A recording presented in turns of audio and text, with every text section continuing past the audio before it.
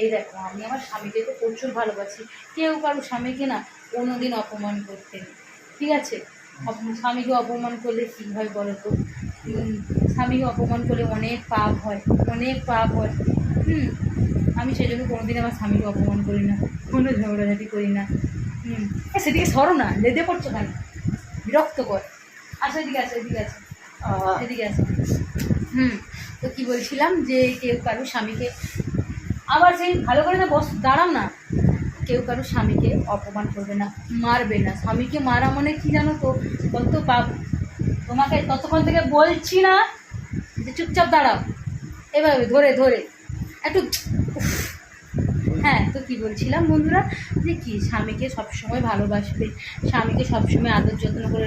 আরে এখানে হাত দাও না, কাঁধে হাত দাও, কাঁধে, এখানে হাত দাও, উফ, এখানে কোমরে। তো কী বলছিলাম বন্ধুরা, স্বামীকে ভালো করে ভালোবাসবে, স্বামীকে সবসময় যত্ন নেবে। কী বলতো, ওরা বাইরে তো কাজকর্ম করে আসে, ওদেরকে সেবা শুশ্রূষা কি না করলে হয়? তোমাকে মুখটা দিতে বলছি, বারবার জোরে করে কাঁধে মুখটা দিতে বলছি না, তো যাই হোক। হ্যাঁ, তো কী বলছিলাম, স্বামীদেরকে ভালো করে যত্ন করবে। আমি তো আমার স্বামীকে প্রচুর পরিমাণে যত্ন করি আর প্রচুর পরিমাণে ভালোবাসি, তাই না? ভালোবাসি না তোমাকে? দুধে ভাতে করে রাখি। I love.